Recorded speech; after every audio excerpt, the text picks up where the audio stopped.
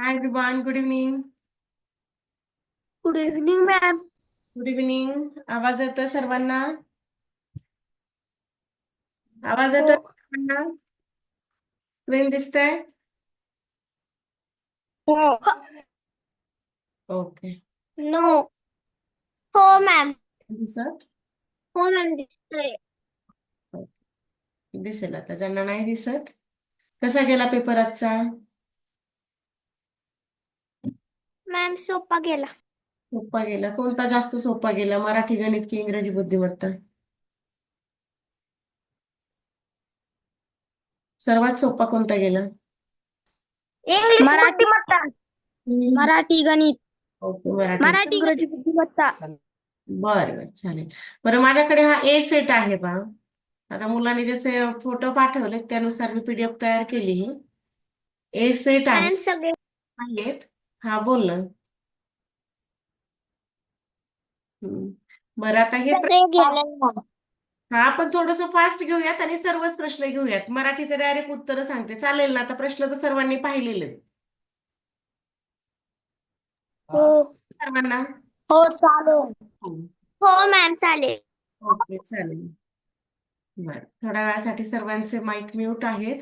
काही डाऊट असेल तर नंतर हँड रेज करा, आपण त्यानुसार घेऊया. पण आता शरण जाणे.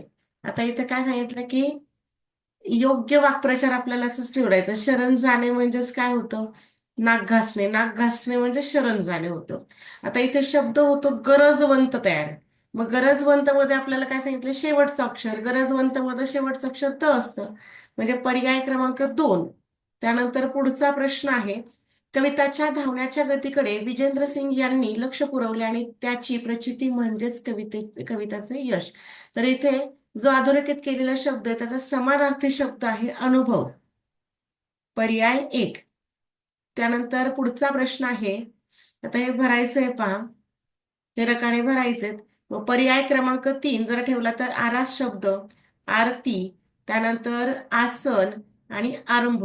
पर्याय 3. 4चं 3 हवंय.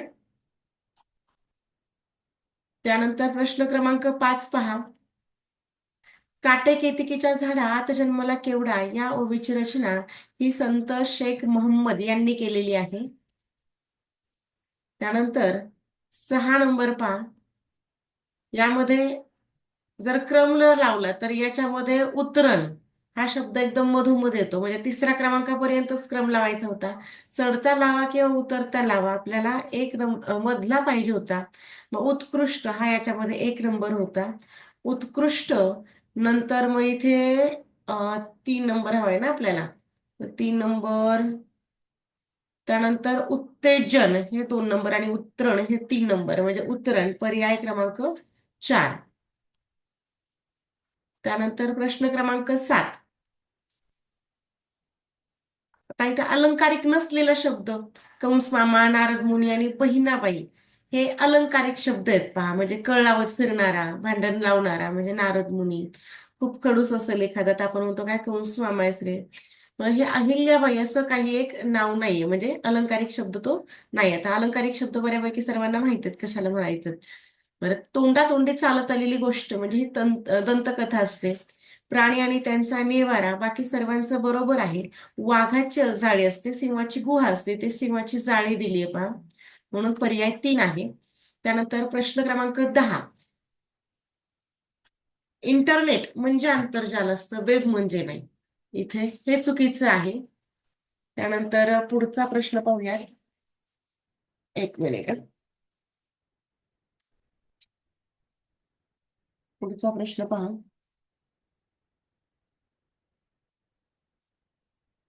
उतारावरती आधारित काही प्रश्न आहेत. माणसाचे बाह्य सौंदर्य कशाने वाढत नाही असं म्हटलंय. आता बाह्य सौंदर्य म्हणजे उंची वस्त्राने, चांगले कपडे झाले तर आपण बाहेरून सुंदर दिसतो, मौल्यवान दागिने घातले तरी छान दिसतो, दिखाऊ दागिने घातले तरी सुंदर दिसणार आहे. पण विचार हे याच्याशी काही संबंधित नाही, म्हणजे विचाराने वाढत नाहीत. 11चं 2 हवं होतं. प्रश्न क्रमांक 12 पहा, उताराशी विसंगत असणारं विधान पर्याय 1च होतं. शरीरासाठी फार परिश्रम करावे लागतात, हे चुकीचं आहे यामध्ये. सॉरी विसंगत आहे. तर प्रश्न क्रमांक 13 पहा. मेहनत करणे म्हणजेच परिश्रम करणे हा उतारामध्ये आलेला वाक्प्रचार आहे. प्रश्न क्रमांक 14 कवितेवरती आहे. 14, 15, 16. आठवण कुठे लपलेली नसते. तर आठवण वसंतातल्या मोहोरात. 14चं 4 हवंय पहा. आणि इथे प्रश्न क्रमांक 15 समानार्थी शब्द कवितेमध्ये आलेला आहे असं विचारलंय. तर तन्मय. तन्मय म्हणजे लीन होणं, मग्न होणं, त्याला तन्मय असं म्हटलं जातं. पर्याय 1 हे याचं योग्य उत्तर आहे. पुढचा प्रश्न आहे प्रश्न क्रमांक 16. आठवणींचा बकुळगंध असे का म्हटले असावे. तर याचं उत्तर आहे त्या दीर्घकाळ स्मरणात राहतात म्हणून. पुढचा प्रश्न क्रमांक 17. खाली दिलेल्या ओळीतील क्रियापद ओळखायचं आहे. गाणे गाऊन मला उठविसी मित्र जीवाचा खरा.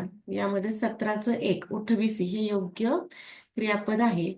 आता इथे पुल्लिंगी शब्द सांगितला होता. सर्वांना तो लावून चेक करायचं. तो पोळी, तो थाळी, तो चाळी आणि तो माळी. तर याच्यात तो माळी योग्य आहे. पर्याय 3. पुढचा प्रश्न क्रमांक 19. वचनानुसार वेगळा शब्द निवडायचा होता.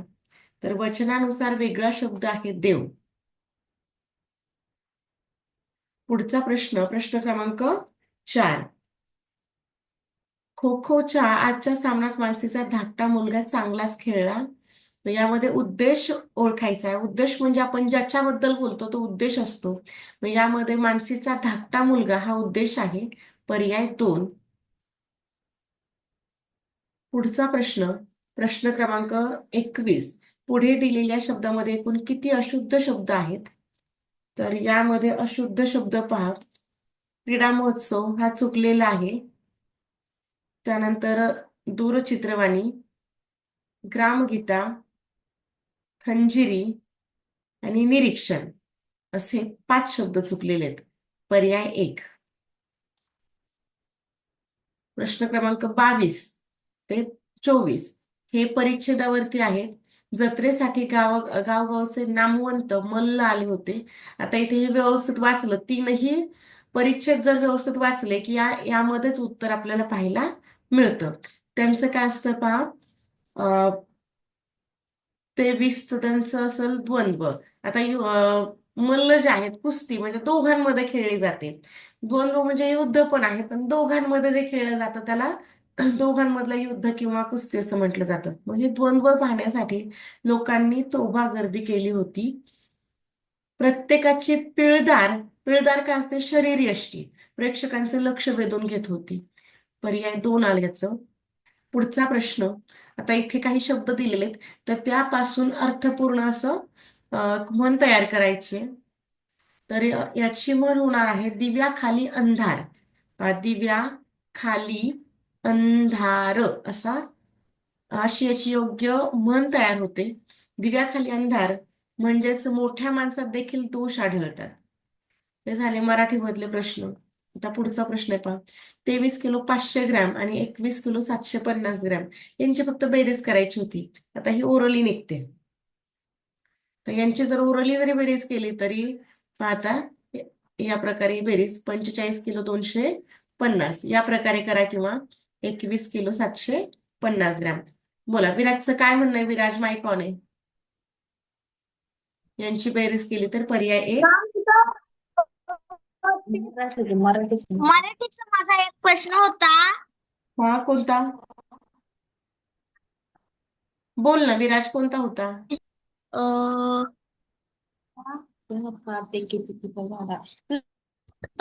किटकीच्या झाडा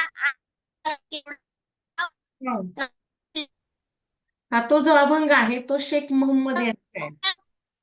हे बघ हाच आहे ना. हे बघ हा दाखवते मी. कुठे आहे पाहतो. हा हे बघ प्रश्न क्रमांक 5 हाच का विराज. विराज हो. बर.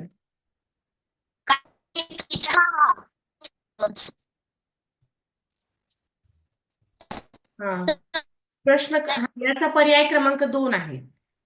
संत शेख मोहम्मद हे उत्तर आहे त्याचं. याची रचना शेख मोहम्मद यांनी मॅडम केली. हा बोल. बोल ना. बरं, पुढचा प्रश्न पाहता इथे फक्त बेरीज होती 27ची. गणित सोपं आलेलं होतं पहा एकदम. आता याच्यामध्ये बेरीज जर केली तर हे पर्याय 3 हे उत्तर मिळणार आहे. बरं, आता याच्यानंतर पहा चढता क्रम सांगितलं, सॉरी उतरता क्रम सांगितले आता या पूर्णांकामध्ये, आणि यांची पहिला पूर्णांक आणि मधला पूर्णांक यांची बेरीज करायची होती. मग आता सर्वात मोठा पूर्णांक कोणता आहे? 9/4. मग त्यानंतर 7/4, त्यानंतर 5/4, त्यानंतर 3/4 आणि नंतर 1/4. तर त्यांनी बेरीज कोणाची सांगितली होती? पहिल्याची आणि मधल्याची. मग पहिला हा आहे आणि मधला हा आहे 5/4. 9 आणि 5 14 होतात. 14/4. मग 14/4 आपल्याला कुठेच उत्तर नाही दिसलं. मग असं नाही, याचा अर्थ इथे संक्षिप्त रूप केलेलं होतं. बेसाती 14 आणि बेदुने 4, म्हणजे याचं उत्तर निघालं 702, पर्याय क्रमांक 2. बोला पुन्हा विराज, प्रश्न आहे का तुझा? पर्याय 2 लिहिलंय. काय केलं? नंतर डाऊट विचार, काहीच बोलू नको, शांत बैस. शांत बैस, नंतर विचार. मॅडम तो अभंग सारखा चोखा मेळ्यांनी तू गुगलला सर्च कर. सर्च इकडे मोबाईल.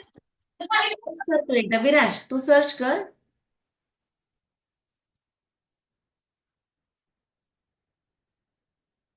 आणि 100% तो यांचाच आहे, शेख मोहम्मद यांचाच आहे तो. बरं, पाहता पुढचा प्रश्न. शेखरने बाजारातून 45 रुपये प्रति किलोग्राम दराने अर्धा किलो टोमॅटो, 30 रुपये प्रति किलोग्राम दराने 1.5 किलो कांदे आणि 56 रुपये प्रति किलोग्राम दराने 1.25 किलो भेंडी खरेदी केली, तर त्याने बाजारातून एकूण किती खर्च केला? बरं, आता इथे सुद्धा असं काही कठीण असं नव्हतं. आता टोमॅटो किती झाले पहा. 45 अर्धा किलो केलेत ना, मग 45 अर्धा करायचे होते. मग 45/2 केलं असतं, किंवा आपण डायरेक्ट इथं उत्तर लिहू. असं काय खूप कठीण असा प्रश्न नव्हता. 45 अर्धे केले किंवा 45 अर्धे किती झाले? 22.5 रुपयांचं टोमॅटो झाले. त्यानंतर 30 रुपये प्रति किलोग्राम त्यानं कांदे घेतलेले आहेत. असे किती घेतले? 1.5 किलो. म्हणजे 30 रुपयांचं 1 किलो आणि 15 रुपयांचा अर्धा, म्हणजे असे 45 रुपयांचे त्यानं कांदे घेतलेले आहेत. त्यानंतर त्यानं 56 रुपये प्रति किलोग्राम दराने 1.25 किलो भेंडी केली, म्हणजे एका किलोचा भाव हा 56 रुपये आहे. आता फक्त पाव किलोचा काढून घ्यायचा. मग पाव किलोचा भाव म्हणजे भागिले 4. मग भागिले 4 म्हणजे 4 1 4, 4 चोक 16. म्हणजे आपल्याला काय करायचं होतं? फक्त इथे 56 अधिक 14 करायचं होतं. 56 अधिक 14 केलं असतं, उत्तर मिळालं असतं 70. म्हणजे 70 रुपयांचं त्याने काय घेतलेत पहा? भेंडी. हा. तर आता एकूण खरेदीची जर बेरीज केली तर पुढे पॉईंट नाही म्हणजे शून्य, पॉईंट नाही म्हणजे शून्य, असं केलं असतं तरी चाललं असतं. म्हणजे हा 5 आणि 2 7, आणि इकडे हे झाले 13. 137 रुपये 50 पैसे किंवा 5, पर्याय 4. तर पुढचा प्रश्न पहा, प्रश्न क्रमांक 30. शाळेला सोमवार 2 मे 2022 पासून 32 दिवसांची सुट्टी लागली, तर सुट्टीनंतर शाळा कोणत्या वारी सुरू होणार आहे?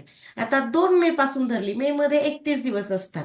मग आता 1 तारखेचा वार तर गेलेला आहे, मग उरलेले मे मधले दिवस झाले 30, आणि जून मधले दिवस किती घ्यावे लागणार आहे आपल्याला? 2. म्हणजे हे मेचे 30 दिवस आणि जूनचे 2 दिवस, म्हणजे आता इथे आपले 32 दिवस कंप्लीट होतात. शाळेला जायचंय कधी? 3 जूनला. मग 3 जूनची तारीख आपल्याला शोधायची. मग आता इथे पहा, जी 2 तारखेला तारीख म्हणजे जो वार 2 तारखेला असतो तोच 9ला असतो.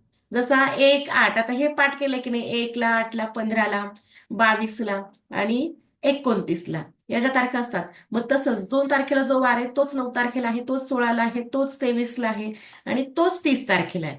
म्हणजे 30 मेचा वार आपल्याला समजला. 30 मेचा वार कुठला झाला? पुन्हा एकदा सोमवारच आहे. म्हणजे आता आपल्याला फक्त पुढचे 2च दिवस, समजा 3 दिवस काढायचे 3 जून पर्यंत. म्हणजे 1 तारखेचा वार, 2 तारखेचा आणि 3 तारखेचा. सोमवार नंतर हा झाला मंगळ, हा झाला बुध आणि हा नंतर गुरुवार. म्हणजे गुरुवारी 3 जूनला गुरुवारी शाळा सुरू होणार आहे, पर्याय 2 हे या प्रश्नाचं योग्य उत्तर झालं. आता पुढचा प्रश्न होता, राहुलने 58,500 रुपयांना घेतलेली मोटरसायकल 64,250 रुपयांना विकली, तर त्याला या व्यवहारात किती रुपये नफा अथवा तोटा झालेला आहे? मग आता घेतली किती होती? 58,500 रुपयांना, आणि विकली किती? 64,250 रुपयांना. म्हणजे निश्चितपणे या व्यवहारामध्ये काय झालंय पहा, नफा झालेला आहे. मग यांची आपण फक्त काय करायची, वजाबाकी करायची. मग 31 पहा, वजाबाकी जर केली तर आपल्याला उत्तर मिळेल 5,750 रुपये हा झालाय नफा. म्हणजे 64,250 वजा 58,500 करायचं. बस एवढंच केलं, उत्तर मिळालं पर्याय क्रमांक 2.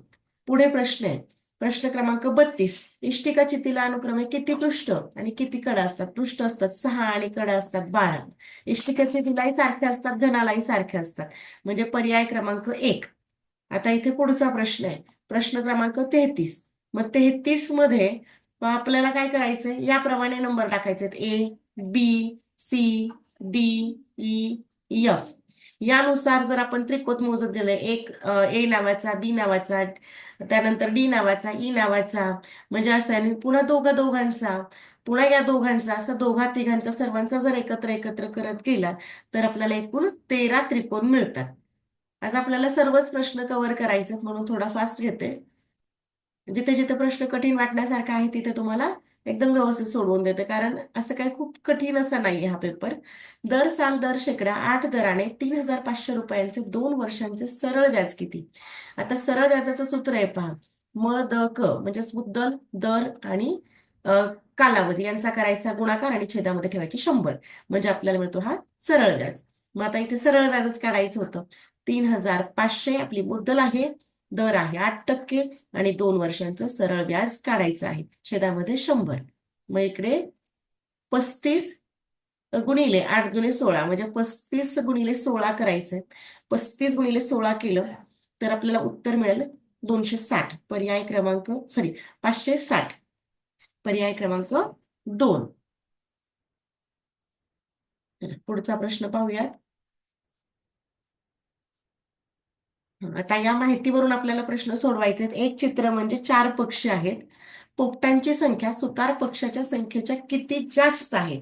आता नेमके पोपट किती आणि सुतार पक्षी किती हे पाहावं लागेल आपल्याला. पोपट मोजूयात आपण, किती आहेत पहा. 1 2 3 4 5 6 7. 7 म्हणजे किती झाले पहा, 7 गुणिले 4 करायचे आहेत म्हणजे आपले पोपट झाले 28. आणि सुतार पक्षी किती आहेत, 1 2 3 म्हणजे 3 गुणिले 4 करायचे आहेत, हे झाले 12. आता यांच्यामध्ये वजाबाकी करायची, वजाबाकी केली ही 6 आणि इकडे 1 म्हणजे काय झालं, हे 16 ने जास्त. पर्याय क्रमांक 3. पुढचा प्रश्न, प्रश्न क्रमांक 36. मोराची संख्या एकूण पक्ष्यांच्या शेकडा किती टक्के आहे? मोरांची संख्या किती आता पाहावी लागेल आपल्याला. मोर किती झाले, मोर आहेत 1 2 3 4. मोरांची संख्या जी आहे तर ती 4 म्हणजे 4 चूक 16 झाले. मोर जे आहेत ते 16 झाले. हा, आणि एकूण जर पक्षी मोजले तर एकूण पक्षी पहा आता किती भरणार आहेत, इकडे 16,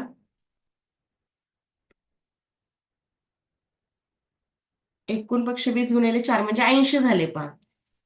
म्हणजे एकूण आहेत 80 आणि त्यापैकी 80 आहेत आणि त्यापैकी 16 मोर आहेत याच्यातले आणि 80 एकूण आहेत. तर मग आपल्याला काय करावं लागेल पहा, 16/80 करायचं, कारण मोराची तुलना करतोय आपण, मोराची शेकडेवारी करतोय. 80 पैकी 16 मोर आहेत तर 100ला किती, यानुसार केलं तरी चालतं किंवा इथे असं गुणिले 100 केला तरी चालतो. मग आता इथे 16 1 16, 16 5 80, 5 1 5 5 2 10 आणि पुढचा 0 म्हणजे 20% हे झाले मोर. पर्याय क्रमांक 2. पुढचा प्रश्न पहा, प्रश्न क्रमांक 37. आयताची परिमिती 38 आहे, याच्यामध्ये लांबी 12 सेंटीमीटर आहे, आयताचं क्षेत्रफळ किती? आता एकदम ओरली पण सोडवता येतं पहा. आता परिमिती किती म्हणजे चारही बाजूंची जर बेरीज मोजली तर ती बेरीज होते 38. याच्यामध्ये लांबी आहे 12, मग 2 लांबी असतात आयताला, मग लांबी 12 आणि 12 हे झाले 24. मग 24 वजा करायचे, झाले किती, 8 मधून 4 कमी केले 4 आणि इकडे म्हणजे आता ही झाली रुंदी, पण रुंदी किती असतात, 2 रुंदी असतात. मग या 14चे अर्धे केले, 14चे अर्धे केले म्हणजे रुंदी मिळाली 7, म्हणजे 7 सेमी काय झाली आपली रुंदी. आता लांबी तर माहिती, आता क्षेत्रफळ काढायचं, आयताचं क्षेत्रफळ म्हणजे लांबी गुणिले रुंदी. मग लांबी झाली 12 आणि रुंदी झाली 7, मग झाले किती, 12 7 84. पर्याय क्रमांक 4 हे या प्रश्नाचे योग्य उत्तर आहे. पुढचा प्रश्न, प्रश्न क्रमांक 38. आता इथे यम ची किंमत ठेवलेली, यम म्हणजे 4 आहे, यन म्हणजे 2 आहे, पुन्हा यम म्हणजे 4 आणि यन म्हणजे 2 आहे. आता इथे गुणाकार असतो अगोदर. आता पदावली जी आहे, पदावलीच्या नियमानुसार जायचंय, गुणाकार किंवा भागाकार यांच्यामध्ये जी क्रिया अगोदर आहे ती क्रिया अगोदर करायची आहे. 8 अधिक 4 भागिले 2. आता इथे भागाकार अगोदर होईल, म्हणजे 8 अधिक 4 भागिले 2 हे 2 झाले. मग 8 आणि 2 10 होतात. मग 10 कुठे उत्तर मिळालं? पर्याय क्रमांक 2 मध्ये 38चं 2 मिळालं. पुढचा प्रश्न, प्रश्न क्रमांक 39. आता 39, जॉनने 2 रिम कागदांपैकी 40 डझन कागद पुस्तक छपाईसाठी वापरले व आणखी 2 दस्ते कागद छपाई करताना खराब झाले, तर किती कागद शिल्लक राहिले? आता 2 दस्ते म्हणजे एका दस्त्यामध्ये 480 कागद असतात. मग 480 गुणिले 2 केलं, गुणिले 2 केले, निघाले 960. आता इकडे काय सांगितलं त्यांनी? 40 डझन खराब केलेत. मग 40 डझन म्हणजे किती? 40 गुणिले 12 म्हणजे 12 चोक 48 आणि पुढचा शून्य आहे असा, म्हणजे 480. 480 वजा केले तर 480च राहिले. 960 मधले 480 वजा केले तर. आणि त्यामध्ये पण काय केलं त्याने? 2 दस्ते छपाईसाठी वापरले. 2 दस्ते म्हणजे एकामध्ये 24, तर 2 मध्ये किती झाले? 48. म्हणजे 480 मधून आपल्याला करायचे 48 ला वजा. मग आता ही जर वजाबाकी केली तर ती किती येते? 432. मग 432 तर कुठेच उत्तर दिसत नाही. मग 432 नाही म्हणजे आता हे झाले 3 ग्रोस. 3 ग्रोस कसे? क्रॉस चेक करून पाहूयात. एका ग्रोस मध्ये 144 कागद असतात. 144 गुणिले 3 करायचं. 144 गुणिले 3 करून पहा. 4 त्रिक 12, पुन्हा 4 त्रिक 12 आणि 1 13 आणि 3 एक 3 आणि 4. 432 झालं का टॅली? म्हणजे पर्याय क्रमांक 4 हे या प्रश्नाचं योग्य उत्तर झालं. पुढचा प्रश्न आहे प्रश्न क्रमांक 40. 40 दशक गुणिले 10 दशक. दशक म्हटलं की एक शून्य वाढवायचं आहे. मग एकच शून्य वाढवणार. 40 दशक म्हणजे झाले किती? 400 गुणिले 10 दशक म्हणजे 100 झाले. यांचा गुणाकार करायचा आहे. 4 एक 4 आणि पुढचं शून्य एकूण मोजायचं, त्याने पुढे लिहायचे. किती शून्य झाले पहा. आता 4वरती 4 शून्य, 4 शून्य म्हणजे हे झाले 40,000. मग आता 400 दशक, 400 दशक म्हणल्यावर एक शून्य आणखी वाढला असता. आहे का अशी संख्या? नाहीये. आता 400 हजार, हजार म्हटल्यावर आणखी 3 शून्य वाढले असते, नाहीयेत पुढे. आता 400 दशक, दशक म्हटल्यावर एक शून्य वाढतो. मग बरोबर आहे, हे टॅली झालं. पर्याय क्रमांक 2 हे या प्रश्नाचं योग्य उत्तर झालं. आता पुढचा प्रश्न आहे 41 नंबर. काय सांगितलंय पहा यांनी? खालीलपैकी कोणता अपूर्णांक आकृतीत रेखांकित केलेल्या भागाचा सममूल्य अपूर्णांक दर्शवतो? आता सममूल्य म्हणजे 9 पैकी ते रंगवलेत किती? 3. 9 पैकी 3 रंगवलेत. मग इथे 3/9 आहे का कुठे? कुठेच नाही. मग याचं संक्षिप्त रूप आहे 3 एक 3 आणि 3 त्रिक 9. म्हणजे उत्तर मिळालं 1/3. पर्याय क्रमांक 3 हे या प्रश्नाचं योग्य उत्तर झालं. पुढचा प्रश्न आहे प्रश्न क्रमांक 42. आता या 42 मध्ये जर आपण पर्याय 4 जर उचलून ठेवला तर योग्य उत्तर जुळतंय. आता आपल्याकडे एवढा वेळ नाहीये प्रत्येक पर्याय क्रॉस चेक करायला. पर्याय 4 आपण क्रॉस चेक करून पाहूयात. काय आता पहा, अगोदर इथे होईल गुणाकार. मग तोपर्यंत आहे असंच. 15 अधिक 6 गुणिले 8 किती झाले? 6 8 48 वजा 65 भागिले 5. आता भागाकार करून घ्यायचा. आता अगोदर 15 अधिक 48 वजा 65 ला 5 ने भाग द्यायचा आहे. 5 एक 5 आणि 5 त्रिक 15 झाले 13. आता 15 आणि 48 यांची करायची बेरीज. 8 आणि 5 13, 4 आणि 5 आणि 6 63 मधून जर 13 वजा केले तर उत्तर मिळतं 50, जे की आपल्याला उत्तर 50 हवं होतं. म्हणजे डावी आणि उजवी बाजू इथे टॅली असायला होती. हे झाले पहा पर्याय क्रमांक 4 मुळे. पुढचा प्रश्न आहे प्रश्न क्रमांक 43. हे अंक प्रत्येकी एकदाच वापरून तयार होणाऱ्या 5 अंकी लहानात लहान समसंख्येची निमपट. मग आता इथे लहान संख्या कोणती तयार होते पहा. मग लहान संख्या यामध्ये, आणि ती पण कशी पाहिजे? सम पाहिजे. जर लहान केली असती आपण तर झाली असती काय? शून्याने सुरुवात करत नाही. मग 3 0, त्यानंतर 4 6 आणि 7. आता असं जर घेतलं तर इथे विषम संख्या होते. मग विषम होऊ नये म्हणून या शेवटच्या दोघांची पलटी करायची. अगोदर 7 ला आणि नंतर 6 ला घ्यायचं. यांचे करायचे अर्धे. यांचे अर्धे केले म्हणजे उत्तर मिळालं 15,238. पर्याय क्रमांक 4. पुढचा प्रश्न पहा प्रश्न क्रमांक 44. आयुषने 4.25 लाख रुपयांचा ट्रॅक्टर आणि 65,500 रुपयांचं मळणी यंत्र खरेदी केले तर त्याने एकूण किती रुपये खर्च केले? मग आता किती खर्च आलाय कसा काढणार पहा. मग आता 4.25 कसे लिहायचे अंकांमध्ये लिहिला तर 3,75,000 म्हणजे हे झाले 4.25 लाख. आणि त्यानंतर 65,000 65,000 म्हणजे 65,250 यांची करायची बेरीज. यांची बेरीज केली तर बेरीज येते 4,40,250 आहेत का पर्यायामध्ये. पर्याय क्रमांक 2. आता पुढचा प्रश्न आहे प्रश्न क्रमांक 45. पाहता इथे कोणता अपूर्णांक ठेवावा लागेल. आता पहा पर्याय क्रमांक 1. आता क्रॉस चेक नुसार पण जाऊ शकतो आपण. 2 वजा, आता यामधून कोणती संख्या वजा केल्यानंतर 2/51 उरेल तर आपण असंही करू शकतो 2/51 वजा 7/17 किंवा डायरेक्ट क्रॉस चेक करायला आपण इथे पर्याय समजा 1 ठेवून पाहू. पर्याय 1 7/17 वजा 19/51. आपल्याला उत्तर किती हवंय 2/51 येते का ते आपण चेक करूयात. आता 7/17 मधून 19/51 वजा होणार नाहीत कारण छेद समान आहे. छेद समान करून घ्यायचा. छेद समान करून घेतल्या दोघांना 3 ने गुणून घेतलं. 7 त्रिक 21 आणि 17 त्रिक 51. छेद समान असेल तरच बेरीज वजाबाकी होते. इकडे काही छेद समान करायची गरज नव्हती. 21 मधून 19 गेले म्हणजे राहिले किती 2/51. उत्तर मिळालं. कधी मिळालं तर पर्याय क्रमांक 1 ठेवल्यानंतर. पर्याय 1 हे या प्रश्नाचं योग्य उत्तर आहे. पुढचा प्रश्न प्रश्न क्रमांक 46.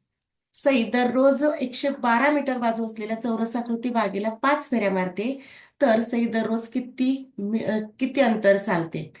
पहा एवढं सोपं दिलंय त्यांनी. फक्त गुणाकारामध्ये 5 ठेवायचंय. मीटरचं किलोमीटर वगैरे काही करून दिलेलं नाही पण तरी सुद्धा आपण चेक करू. 112 गुणिले 5. 112 गुणिले 5 केलं किती मिळाले पहा. अजून 10 इकडे 56 म्हणजे 560. म्हणजे काय झाले 560 मीटर आहेत. म्हणजे डायरेक्ट मीटर मध्येच उत्तर मिळालं आपल्याला. पर्याय क्रमांक 2. येथे काहीच व्हायचं नव्हतं. आता पुढे प्रश्न क्रमांक 47. हा प्रश्न नीट पहा. सांगलीहून एक रेल्वे सोमवारी सकाळी 10:20 निघाली आणि दुसऱ्या दिवशी मंगळवारी दुपारी 1:15 वाजता म्हणजे 2:15 अमरावतीला पोहोचली तर त्या रेल्वेला अमरावतीला पोहोचण्यास किती वेळ लागला. पण निघाली कधी होती आणि पोहोचली कधी. अगोदर निघाली आणि पोहोचली यामधून वेळ कमी करा आणि दुसरा दिवस हे लक्षात ठेवा. मग आता पोहोचलेली वेळ पाहायची आहे. तर पोहोचलेली वेळ आहे 2:15. एक आहे सकाळ आणि एक आहे दुपार म्हणजे माध्यान्होत्तर आणि माध्यान्ह पूर्व असं जर असेल तर पोहोचलेली वेळ 2 वाजलेत म्हणजे 14:15 झाले. पहा 2:15 म्हणजे 14:15 झालेली आहेत. मग 14:15 आपण निघालेली वेळ जी आहे 10:20 तर ती वजा करून घ्या. आता 15 मिनिटांमधून 20 मिनिट वजा होत नाहीत. 1 तास उसना घ्यायचा. तास उसना घेतला म्हणजे 60 उसने आले आणि इकडे आता झाले 13 म्हणजे 60 अधिक 15 75 झाले आणि इकडे 1 तास वजा केला म्हणजे 13 तास राहिले. 75 मधून 20 कमी केले 55 मिनिट राहतात आणि त्यामुळे 13 मधून 10 कमी केले 3 राहिले म्हणजे 3 तास 55 मिनिटे हे झाले. म्हणजे एवढाच वेळ. पण आता दुसऱ्या दिवशी पोहोचलेली म्हणजे एक अख्खा दिवस तो प्रवास चालू होता. म्हणजे एका दिवसामध्ये किती तास असतात तर 24 तास असतात. मग 24 तास यामध्ये मिळवून घ्यायचे. 24 तास मिळवले. 4 आणि 3 7 आणि हे 2 म्हणजे 27 तास आणि 55 मिनिट. पर्याय क्रमांक 1 हे या प्रश्नाचे योग्य उत्तर आहे. साईराज बोला काय म्हणणं आहे साईराजचं. मॅम तो 46वा प्रश्न परत एकदा घ्या. 46 हा ओके चालेल घेऊया. एवढा हा एक पहा आणि मग 46 पुन्हा घेऊ. आता प अधिक 1 ही एक विषम संख्या आहे. त्याचं उत्तर 560 नाही. ही संख्या काय झालं. त्याचं उत्तर 560 नाहीये. बर मी काढून दाखवते पुन्हा. आपलं काही चुकलं का बघूयात. बरं प म्हणजे आपण कुठली एक संख्या मानू शकता पण प आता इथे विषम संख्या सांगितली आहे म्हणजे प आपल्याला इथे विषमच मानावं लागेल. प जर 2 मानला तर 2 आणि 4 6 होतात. 6 इथे विषम होणार नाही. मग अशी कुठली तरी 1 माना 3 माना 5 माना 6 7 कुठलंही 7 9 असे कुठला एक विषम अंक मानायचा. समजा आपण प म्हणजे 1 मानूयात. प बरोबर 1 म्हणजे 1 अधिक 5 किती झाले 1 अधिक 4 किती झाले 5 म्हणजे आपला 5 ही विषम संख्या आता आपली आहे. तर या 5 नंतर येणारी क्रमाने आता 7वी विषम संख्या आपल्याला शोधायची. मग 7वी विषम संख्या शोधण्यासाठी आपण ट्रिक मध्ये पण जाऊ शकतो. दिलेली संख्या आता नंतरचे म्हणलं की अधिक मग इथे दिलेली संख्या किती आहे 5 अधिक पुढची आहे ना आपल्याला म्हणजे नंतरची म्हटलं की आणि कितवी पाहिजे 7वी मग 7 गुणिले 2 मग आता इथे कशी आहे 5 दिली विषम विचारली सम असं असलं की वजा 1 करायचं मग आता इथे झाले किती 5 अधिक 7 दुने 14 14 वजा 1 14 वजा 1 इथे डायरेक्ट आपण 13 लिहिलं तरी चालतं 13 झाले म्हणजे 5 आणि 13 झाले किती 18 म्हणजे आता आपलं 18 उत्तर मिळालं पाहिजे प म्हणजे 1 मानून 18 उत्तर कुठे मिळतं पा प अधिक 17 म्हणजे 17 आणि 1 18 उत्तर मिळालं 15 सॉरी पर्याय क्रमांक 3 असं म्हणजे तुम्ही प म्हणजे 1 माना 3 माना 4 माना म्हणजे कुठलीही विषम नंबर माना कुठलीही विषम संख्या घ्या त्यानुसार हे उत्तर तुमचं जुळणार हा साईराजचा म्हणणं की हा प्रश्न आपला चुकलाय पाहूयात काय चुकलंय नेमकं मॅम त्यांनी त्यांनी दिलं 112 मीटर बाजू असलेल्या मग आधी गुणिले 4 करून त्याची परिमिती काढावं लागेल मग 5 फेऱ्या मारते मग परत एकदा गुणिले 5 करावं लागेल हा हा बरोबर आहे. चौरसाकृती बाग आहे बरोबर आहे बाग कशी आहे चौरसाकृती आहे एक बाजू 112 आहे मग 112 आहे म्हणजे गुणिले 4 मग गुणिले 4 किती होणार 4 दुने 8 4 एक 4 आणि 4 एक 4 म्हणजे परिमिती किती झाली 448 मीटर बरोबर आहे बरं का ही चौरसाकृती माझं वाचायचं राहिलं आणि आता या बागेला 5 फेऱ्या मारतोय म्हणजे आता इथे गुणिले 5 करावं लागेल हा बरोबर आहे मग आता इथे 448 गुणिले 5 केलं 448 गुणिले 5 पहा किती जाणार 448 म्हणजे हे होतील 2240 मग 2240 म्हणजे तिथे किलोमीटर आणि मीटर मध्ये करावे लागतील कारण 2240 मीटर कुठेच नाही आपलं उत्तर मीटर मध्ये आले मग इथे किलोमीटर आणि मीटर मध्ये करण्यासाठी मीटरचे किलोमीटर करायचे तर भागिले 1000 करायचे 1000 केले म्हणजे झाले किती 2.240 म्हणजे पर्याय क्रमांक 3 46 माझ्याकडून सांगण्यात चुकले पर्याय 46 हवंय 3 46 3 पाहिजे काय झालं घाईघाईमध्ये वाटते जरा प्रश्नपत्रिका मला उशिरा मिळाली थोडस घाईमध्ये राहिलं असेल वाचायचं थोडंफार आता 49 नंबर एक पाठ 5650 रुपयांना विकल्यास जेवढा तोटा होतो तेवढाच नफा ते कपाट 8350 रुपयास विकल्यास होतो तर कपाटाची खरेदी किंमत किती बरं आता इथे काय आहे? आपण समजा पर्याय क्रमांक आता 4 उत्तर आले माझं आता इथे थोडस सूत्रानुसार गेलो तर वेळ पण आपण क्रॉस चेक करून दाखवतो तुम्हाला डायरेक्ट समजा आपण खरेदी किंमत जी आहे 7000 रुपये मानली आहे कारण या प्रकारचे प्रश्न आपले याआधी सुद्धा झालेले आहेत अगदी सूत्रानुसार झालेले आहेत 5650 आता ही आपली खरेदी किंमत आहे आणि इकडे सांगितली की ती विक्री किंमत आता ही विक्री किंमत म्हणजे जो नफा आणि तोटा जो आहे एवढ्याला जर विकला तर होणारा नफा आणि एवढ्याला जर विकला तर हा तोटा एक नफा आणि तोटा सारखाच आहे मग ते आपल्याला क्रॉस चेक करायचे आता यांची वजाबाकी जर केली तर ही वजाबाकी किती मिळते 1350 1350 किती झाला इथं तोटा झाला म्हणजे खरेदी जास्त रुपयांना आहे आणि विक्री कमी आहे म्हणजे तोटा झाला आणि पुढे आता आपण विक्री किंमत किती सांगितली 8350 आणि आपण खरेदी किंमत किती मानलेली 7000 मग यामधून जर 7000 कमी केलं तर पहा अगदी उरली उत्तर निघते 1350 मग 1350च नफा आणि 1350च तोटा कुठे मिळालं पर्याय क्रमांक 4 मध्ये पर्याय क्रमांक 4 घेतलं तर आता इथे काय झालंय पहा 50वा प्रश्नच नाहीये तर 50वा प्रश्न मी सेपरेट घेतलाय तर मला जे मुलांनी प्रश्न दिलेत ना तर त्यामध्ये थोडं प्रश्नामध्ये मिस्टेक झाली इकडे एक पेजच पूर्ण त्यांनी स्किप करून टाकलं प्रश्नच आला नव्हता एक पेज मी पुन्हा इकडे घेतलेले 3 मिनिट क्लास राहिलाय पुन्हा रिजाईन करायचंय आजच हे प्रश्न आपण कम्प्लीट करूयात आणि उद्या तुम्हाला इंग्रजी बुद्धिमत्तेचं स्पष्टीकरण मिळेल शक्यतो उद्या क्लास होईल किंवा नाही होईल जर नाही क्लास झाला तर तुम्हाला स्पष्टीकरणाचा पूर्ण व्हिडिओ येईल प्रश्न क्रमांक 50 200 रुपयांच्या 40 नोटा देऊन 500 रुपयांच्या किती नोटा येतील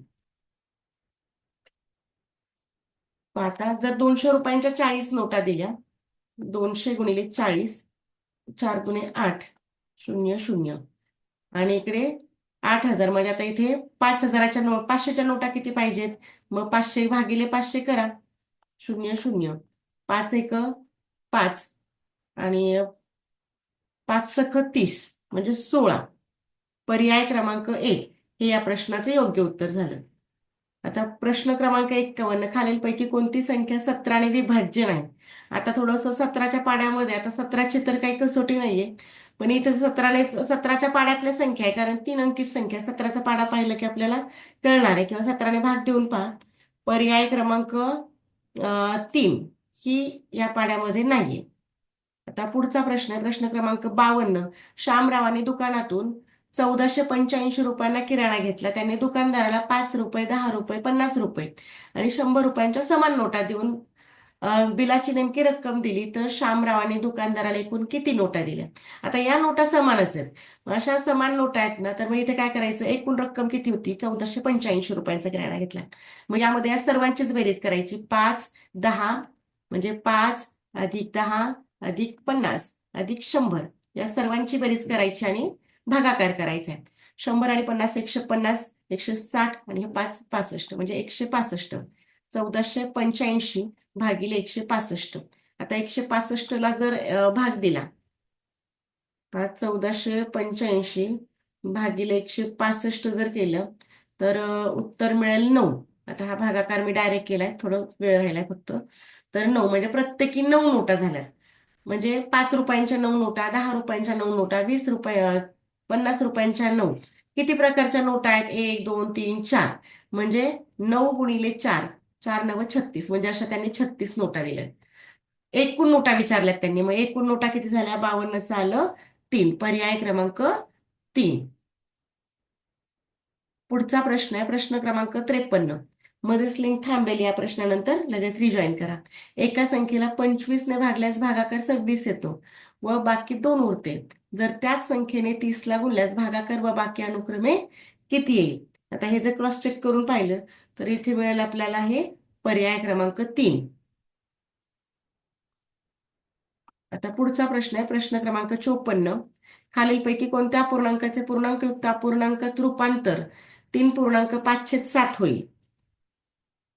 आता इथे 7 त्रिक 21, 21 आणि 5 26 झाले. 26/7 म्हणजे 54चं झालं पर्याय क्रमांक 4. पुढचा प्रश्न, प्रश्न क्रमांक 55. एका बागेत निलगिरीची 36 झाडे आहेत. बागेत एकूण 450 झाडे असल्यास निलगिरीची झाडे किती आहे? म्हणजे 400